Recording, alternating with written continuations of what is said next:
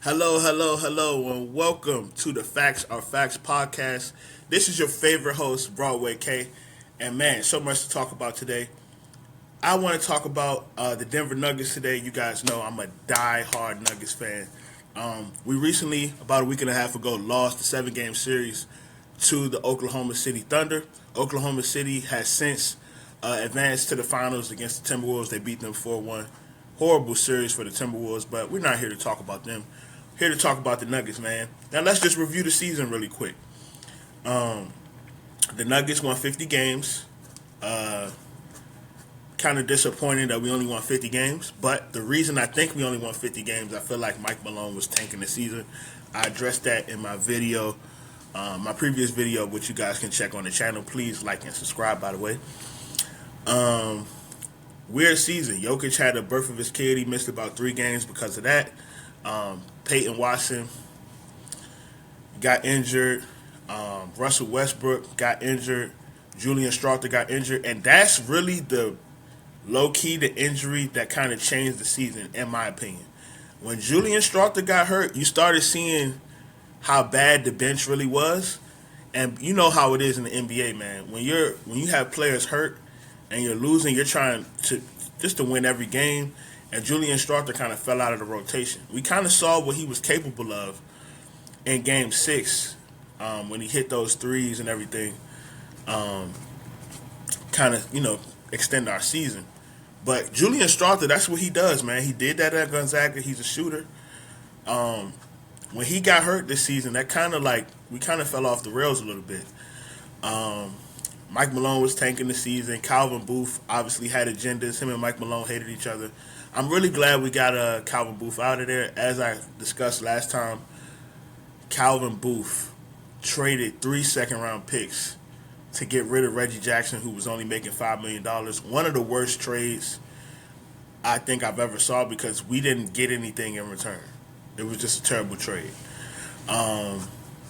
He actually also traded draft capital to move up in the draft to take Daron Holmes. I think it was 2 second-round picks. Daron Holmes obviously tore his ACL. As I said in the last video, we could have just drafted Kyle Filipowski instead of trading up.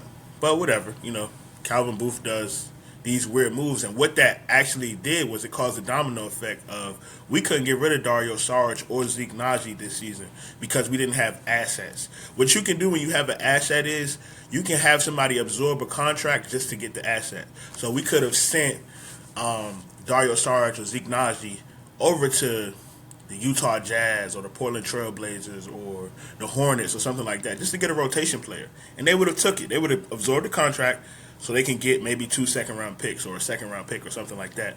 And he just depleted all our assets. So we're pretty much only left with the 2031 pick. And after the deadline, we'll get the 2032 second-round pick, but that's really it. So he kind of depleted our assets. So the good news is Mike Malone and Calvin Booth are both gone. Now, we just recently announced that David Adelman will be the head coach for this season. I was really impressed with D.A., man. What D.A. showed me was he has the temperament to be a head coach. Mike Malone is an emotional coach. Now, if any of you guys are athletes, it's a catch-22 with those super emotional coaches. You might run through a wall for them, but you might also just tune them out and not hear what they're saying, right? David Adelman seems to have the temperament of let's go on to the next. Let's move on from this game, whether it was good or bad, and let's focus on what will happen next. And I really like that for this team. So how can we fix the Nuggets, right? That's what a lot of people are asking, and I have cooked up in the trade machine, man. I've cooked up. But first, before we do that, let's discuss what actually happened in the playoffs. Now, we played the Clippers. We beat the Clippers in 7 games. The Clippers weren't a good team to me. I know a lot of people were saying they were. They started Chris Dunn. You guys know how I feel about Chris Dunn. He's not good. I don't care who says what. Chris Dunn is just not good, right? So we were able to just not guard Chris Dunn. He was smoking layups. He was missing threes. But the scary guy was Kawhi Leonard. He gave me a very crazy scare in game two. We still should have won that game. Michael Porter Jr. Choked the game and then got hurt in that game, which kind of like derailed the season. Man, the Clippers series was funny, man. James Harden was going off in a couple games, but I knew once it was Game 7, James Harden was going to choke. That's what happened. So once we got through Game 5, and I knew it would take them to either beat us in Game 6 and 7, I knew it wasn't going to happen. We advanced, right? Weird series from Jokic. Weird series from everybody, really. But some iconic moments from Aaron Gordon, the tip dunk at the buzzer, just phenomenal. Now the series versus the Thunder was very disappointing. A lot of people are on this like the Thunder is one of the greatest teams of all time. A lot of people are saying that, and I just don't know how. I don't know how I feel about it. I said on my Twitter, which you guys can follow me at Lord of the Squad. I don't know if people will appreciate this Thunder team until it's like 20 years from now, because it's not what you're used to seeing a great team do, right? You're used to seeing a great team dominate in different ways, like the 2017 Warriors were, good offense, right? 1999 Spurs had this great interior defense, interior post scoring. The Thunder is a weird team because it's like they don't have great shooting. Like they have guys who can hit threes, but they don't have like demon shooters. You can say their demon shooter is Isaiah Joe, and he really didn't hit any threes in the playoffs. They don't really have great shooting. They don't have post-up guys. Like they don't have Shaquille O'Neal. They don't have Hakeem Olajuwon. They don't have even high post big men like a David Robinson or Wilt Chamberlain. They don't have that. They have SGA, who's has the scoring title, and then they have some guys. J-Dub is pretty good. He was an All-Star this year, All-NBA, and also made second team on defense. But he's not like a demon second option to me. Like, is he 2001 Kobe? No. Is he 1971 Jerry West? No. Like, he's not a demon, but he's good. He's a good player. Chet is probably, I would say, a top 3 defender in the league. He didn't take the leap I thought he would, but part of that is probably because of injury. I'm really high on Chet. But the rest of their team, man, a bunch of Jags in my opinion. Lou Dort, he's good defensively, but overall, I'm not really sold on Lou Dort. Hartenstein he's pretty good. He's okay. It was weird watching it because they gained momentum by getting a lot of steals. So a lot of their runs, like, the old Warriors, 2015, 16, 17, 19, 21, it's like they'll hit a three-point barrage. It's like, oh my God, Steph Curry and Klay Thompson just hit a bunch of threes, right? Theirs is different. It's like, oh, Caruso got a steal. J-Dub got a steal. Kason Wallace got a steal, and it's runouts. That's how they make their runs. It was very weird watching this. I don't really know how I feel about this team all the time. I guess I'll have to let some time go past. Is this like a Boston team? I was never high on Boston. Even though they won last year, I felt like they played a bunch of hurt teams. And I feel like that kind of showed this year. They played the Knicks, and they got smoked. The Knicks aren't even that good. So we'll see. I guess maybe next year we can revisit this. They were down. The Thunder were down 29 points to the Grizzlies when Ja Morant got hurt. Safe to say if Ja Morant plays in that game, they don't come back and win. Scottie Pippen Jr. led team should not be beating anybody. But, it could be interesting. The game after that was pretty close also. So, you never know, man. Maybe the Grizzlies can make that series interesting with Ja, but maybe not. Maybe it's a 4-1 series and that's it. But then they played the Nuggets, obviously. I don't know if you guys were unaware. Michael Porter Jr. sprained AC joint. He was originally supposed to be out for a month. Aaron Gordon, grade 2 hamstring. The hamstring was bothering him all season. He was supposed to be out for a month. Russell Westbrook had a broken hand. So even with all of that, We pushed that team to 7 games, which we shouldn't have been able to do, with Julian Strother being out of the rotation due to the injury, as I discussed earlier. It's just, man, really missed opportunity for the Nuggets. I feel like the Nuggets were probably the best. I feel like we might have been the best team this season. But the injuries were just too much to overcome. We already were a thin team. This is what happens when you pay Zeke Naji $8 million. You don't really give Dario Saric a chance. That's another thing I didn't like about Malone. Dario Saric had a few shaky games to start the season and never got an opportunity to get any rotation minutes after that. I thought that was weird. He's a vet. He's a 10-year vet. Like, he deserves to get some tick. But that's why we had no bench, man. So that's why we lost. But lucky for you guys, I do have the perfect way to solve the Nuggets. I have the perfect trade I cooked up in the trade machine, made sure the money works. So I'm going to tell you guys what 2 trades I have that completely solves the Nuggets' problems, all of their problems. And I'm going to give you my why I think the Nuggets should do the trade, why I think the other team would do the trade also, and then I'm going to give you guys a couple backup plans for what I might do, right? Now, I cooked this all up in the trade machine to make sure it worked for you guys. Let me just take a look at it. Now, this is a great trade, man. I made sure the money worked. I actually like both of the pieces we would get in this deal, and I don't mind with the pieces we're sending out, right? So, the Nuggets issue was pretty much clear, right? It's been clear about the past 3 seasons. I would say the issue is Michael Porter Jr. is a really good shooter, a good rebounder, but the coaches don't trust him. They don't trust him because his ability to navigate through screens isn't that good. His ability to be fluid running through screens isn't that good. And he takes a lot of bad shots, right? So what you want is you want somebody that the coach is going to trust, because, see, great teams shouldn't have this problem. The 86 Celtics weren't saying, oh, if Dennis Johnson, if he doesn't have his mind right, he's not closing this game. They weren't saying that. They knew going in every series, the closing unit is Dennis Johnson, Danny Ainge, Larry Bird, Kevin McHale, Robert Parrish. They knew that. You know, these type of things are for an all-time great team. You should know, right? The Lakers knew they were closing with Magic, Worthy, Kareem.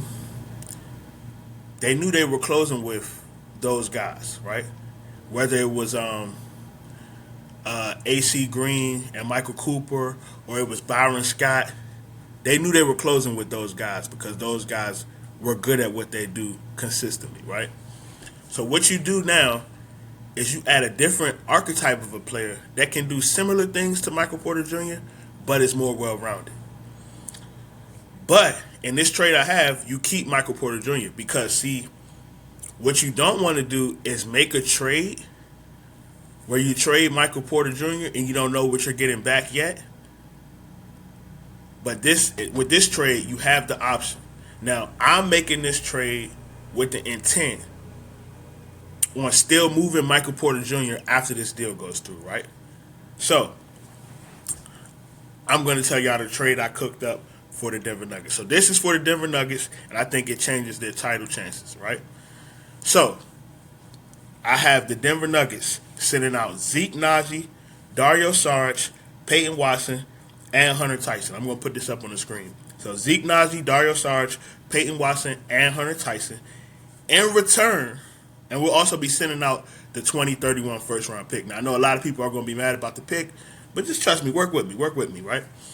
So, the 2031 first-round pick, Zeke Naji, Dario Saric, Peyton Watson. In return, we'll receive Deni Avdija, who's going to be making $15,625,000, and Danilo Banton, who's making $2 million. Now, what this does is this gives you Deni Avdija, in my opinion, is a superior player to Michael Porter Jr. They both are really good rebounders. Deni's 30 times the playmaker that Michael Porter Jr. is, and he's more athletic. Meaning, Deni gets up and down the court, man. He's fast. He attacks a closeout quick. He can shoot it. He's not obviously not as good a shooter as Michael Porter Jr. Michael Porter Jr. is probably one of the best shooters in the NBA. But Deni Avdija shoots about 37% from three the past 2 seasons on solid volume. He finishes at the rim. He attacks. He can get to the line. So many things he does that I don't think Michael Porter Jr. does well. Gets to the line better. They both can finish, but I feel like Deni has better creative pop. So putting him in a system where Jokic is only going to make him better at attacking closeouts and running a break. So Deni Avdija, that's the blue chip player that the Nuggets should be targeting. Most importantly, his contract is only $15 million, and it's a descending contract. This is beautiful for the Nuggets. You slot the lineup now for the starting five will be Jamal Murray, Christian Brown, who had a great season, by the way, my guy. Deni Avdija, Aaron Gordon, Nikola Jokic. You get a little more athletic. You get better playmaking. It's going to be harder to scheme out Deni Avdija than it is Michael Porter Jr. And you also get Danilo Banton, who's making $2 million a year. 6'9" guard, someone who can handle the ball. I'm sorry. I'm not on experiments anymore. That's why you see me sending out Peyton Watson here. That's why you see me sending out Zeke Naji and Hunter Tyson. And I'm also going to be sending out Jalen Pickett in a different deal because we don't have time for this. We know our starters are good enough. Our starters clearly outplayed OKC in the whole series. Our starters outplayed them. The bench is what gave us the problem, right? With this, you get a rotation player in Delano Banton, 6'9" guard, can handle the ball. Not the most efficient, but he can handle the ball. He can play defense, things like that. Get a rotational player, right? But not a player that has to play because you see by the money, he's only making $2 million. So why pay $2 million for Hunter Tyson when I can pay $2 million for Delano Banton? Doesn't make sense. You get a rotation player in return, an NBA rotation player, a guy who's had a 30-point game in the NBA, a guy who's had an 8-assist game in the NBA. You get that, and you get Deni Avdija, a superior player to Michael Porter Jr. This is a great trade for the Nuggets. I would say this is 5 out of 5 if we get that. The caveat is the 2031 pick. Now, you may ask, why would Portland do this trade? Portland does this trade because it's pretty simple. They have a logjam. What they really should be focusing on right now is Scoot Henderson, Donovan Clingan, and Shaedon Sharpe. That's what they should be building their team around. And as long as Deni is on that team, you're taking reps away from Shaedon Sharpe. You're taking reps away from Scoot. And you don't want to move on from Scoot when you just don't know what he's capable of. So you want to kind of put the ball in his hands, put the ball in Shaedon Sharpe's hands, see what Donovan Clingan can give you as a defensive anchor and a rebounder and a shot blocker. And removing Deni from that situation, helps that. Now you could go with Scoot Henderson, Shaedon Sharpe, Toumani Camara. If you want to go Jeremy Grant, you can. But then you got Donovan Clingan. You know what I mean? So you have your team. I think this is a great trade for both people. You get Peyton Watson, who a lot of people think Peyton Watson has a high ceiling. He averaged 8 points, 1.4 blocks a game as a perimeter player this season. You never know. Peyton Watson could develop into what Deni is. I don't foresee that, and I don't think the Nuggets should take that risk. But with Portland, you're pretty much getting a pick that can probably be like a top 10 pick. A lot of people probably, the joke is always Jokic is going to one day just ride horses and stop playing basketball, etc. But that's a real possibility, So in 2031, the Nuggets could be a terrible team. So this may actually help. So I would say, man, this is a 5-star trade for the Nuggets. Now, this is the second deal. The second deal, I feel like, makes the Nuggets the best team in the NBA. And I don't even think it's going to be close if this deal goes through. This deal a little more tricky, but I really like this deal, man. This is going to be a 3-team trade, right? So, just to recap, the Nuggets shipped out Dario Saric, Zeke Najee, Peyton Watson, Hunter Tyson in the 2031 first. They acquired Deni Avdija and Delano Banton. This next trade, I have a 3-team trade. The Nuggets will be sending out Jalen Pickett. He will be going to the New Orleans Pelicans. The Nuggets will be sending out Michael Porter Jr. He will be going to the Utah Jazz. Now, this is a 3-team trade where all 3 teams get an asset, right? So the New Orleans Pelicans, overall, they'll be sending out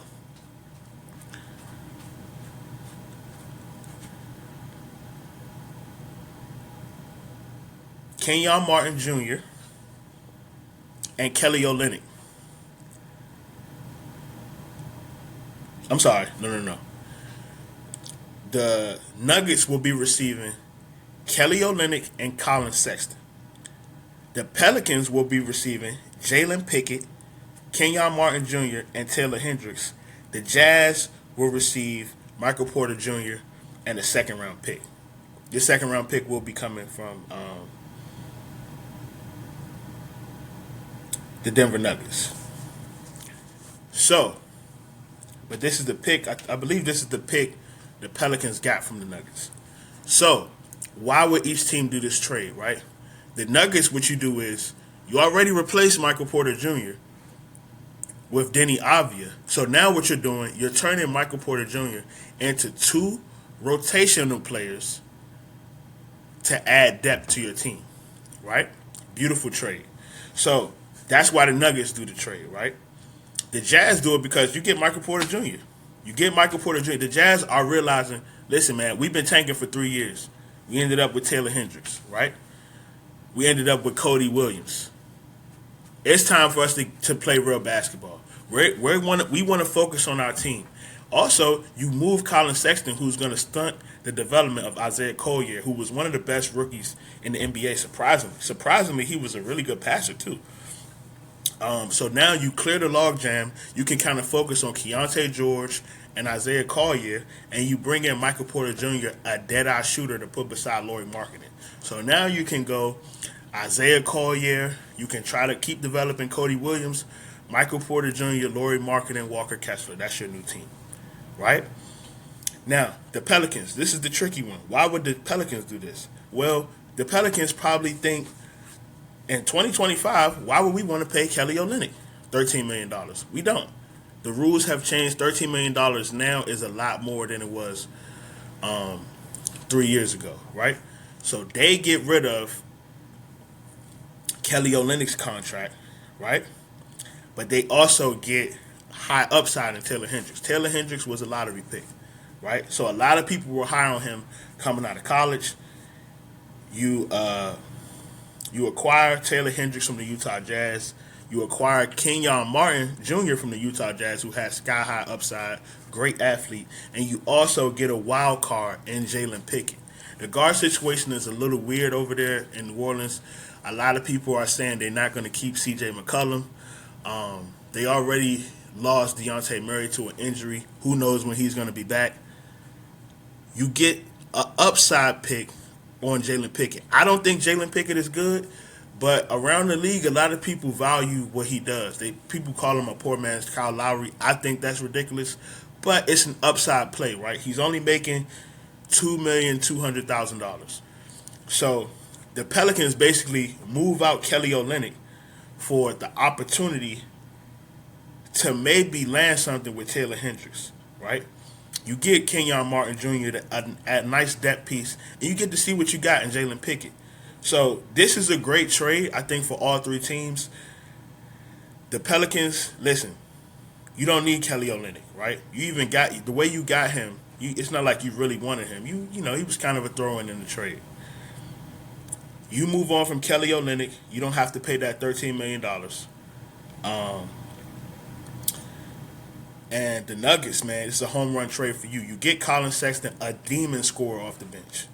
Colin Sexton is the type of guy who can win 6th Man of the Year. He can average like 18 points, right? And this is also a great situation for Colin Sexton because not only are you going to a team where you know you're going to have Jokic, you know the team is going to win 50 games, right? You have no pressure. The starting five is already set. You don't have to play in the starting five. They have Jamal Murray, but you know Jamal Murray is going to miss games just because that's what he do. All the backup point guards from the Nuggets know, like, hey, it's going to be games Jamal don't play. I can get off, right? And then you're going to be playing with Russell Westbrook. My mind is telling me Russell Westbrook is going to opt in, so we'll have him. So you coming on a team where even off the bench, your mindset is just, hey, I'm going to go get a bucket. You go get a bucket, Russell Westbrook can set you up, and you bring your pal, your old pal Kelly Olynyk, who you played with last year, onto this bench. So now, let's recap. After the trade, let's talk the Nuggets rotation. So now you have Jamal Murray, Christian Brown, Deni Avdija, Aaron Gordon, Nikola Jokic as a starting five. That's a big starting five, man. Big starting five. Jamal Murray about 6'5", Christian Brown 6'6", really like 6'7". Deni Avdija 6'9", Aaron Gordon 6'8", Jokic 7 foot, right? So you don't lose the size of trading out Michael Porter Jr. because Deni Avdija is about 1 inch shorter than Michael Porter Jr. with way more speed, more athleticism, more quickness, better decision making, right? So that's the starting five. But now this is how the Nuggets are a completely different team. Your bench: Russell Westbrook, Colin Sexton, Julian Strawther, Davion Holmes, Kelly Olynyk. So what you've done, you've increased the 3-point volume on this team. Colin Sexton shot 40% from 3 last season. Kelly Olynyk shoots 40% from 3 almost every season, right? So you added those guys. Deni Avdija is a 37% guy. And now Julian Strawther gets to play alongside another shooter. So he's not the only shooter on the court. Colin Sexton is there. He's going to be able to hit threes. Kelly Olynyk's going to hit threes. Now, we don't know about Davion Holmes. He projects to be a good shooter, but I'm not just going to say he's going to be a shooter. But he has to be better than Zeke Naji. I don't see a world where Zeke Naji is better than Davion Holmes unless Davion Holmes just gets hurt every year, right? So with this team, you have way more athleticism with Colin Sexton, Deni Avdija, Davion Holmes. Much more athletic team than you had, and you have more depth. Colin Sexton averaged 18 points per game last year, 40% from 3, about 48% from the field. You take that from a guard. That's unreal efficiency from a guard. You still have Russell Westbrook. You have Julian Strawther. He should have better efficiency with that unit, and you have Kelly Olynyk, who's a sniper at that size, who can also play in lineups with Jokic. So now you can close, those possessions where you have, one possession. You can now go Jamal Murray, Colin Sexton, Aaron Gordon, Nikola Jokic, Christian Brown. You can do that. Or you can go Colin Sexton, Kelly Olynyk, Nikola Jokic, Aaron Gordon. You can do that too, because if you're doing offense-defense subs, Colin Sexton's a 40% shooter who can attack a closeout. Kelly Olynyk's a 40% shooter who can attack a closeout and also play make. You have more lineup versatility now. And you can also go defensively. You can sub in Russ with units, right? Now you have Deni, who's a much better defender than Michael Porter Jr., so you can close on defense with Russell Westbrook, Deni Avdija, Christian Brown, Aaron Gordon, and Jokic. Makes the Nuggets the best team in the league. If this happens, the Nuggets will be a 60-win team. They will win the title. Nuggets, look out for that, man. Like I said, you move Peyton Watson, Hunter Tyson, Zeke Naji, and the 2031 first for Deni Avdija. And then, after that trade goes through, you move Michael Porter Jr. and Jalen Pickett. In return, you get Colin Sexton and Kelly Olynyk, right? But you need the New Orleans Pelicans to help facilitate that trade by taking on Taylor Hendricks, taking on Kenyon Martin Jr., and Jalen Pickett.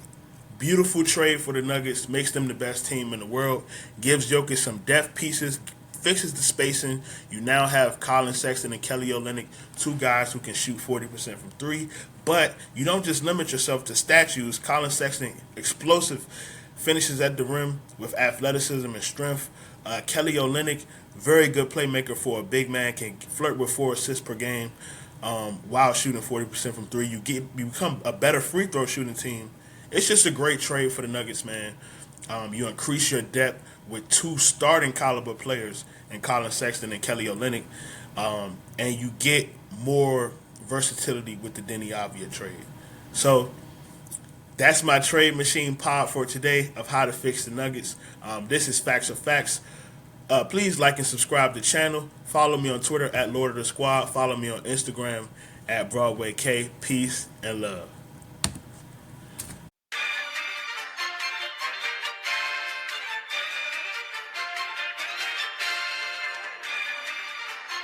That's real facts.